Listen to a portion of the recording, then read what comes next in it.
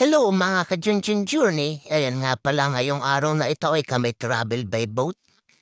Pamula sa pier ng Saudi Arabia ay kami ay sinundo ng barko na maliit na yan. At kami iahatid sa malaking vessel namin. Kaya ay paspas na.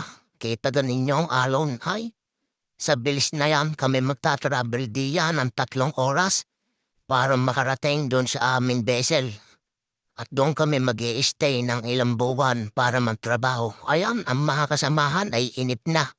Ayun ka naman 3 oras nga naman diyan bago makarating doon sa aming vessel. Nagpahangin na. Ang iba'y nagbibidyo na.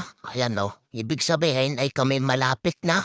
Kaya ang mga yan ay nagbibidyo na. Ayan o, paspas ang aming vessel. Ayun, nakita na ang aming barko na sasampahan. Ayan. Diyan kami sasampa mga ka-journey sa barkong yaan. Pamula sa pier hanggang diyan ay 3 oras ang aming biniyahe para lang makarating diyan mga ka-journey. Oh, ayan, kalaki na yan eh. Parang may 2 suway na nakatirik na yan. Ayan ay crane. Ayan ang bubuhat sa malalaking platform at mahahabang leg dahil i-install namin diyan sa dagat ng Saudi Arabia. Mga ka-journey, ay huwag niyo naman po sanang kalimutan i-follow at i-share at mag-like din sa aking video. Maraming salamat po sa inyong lahat.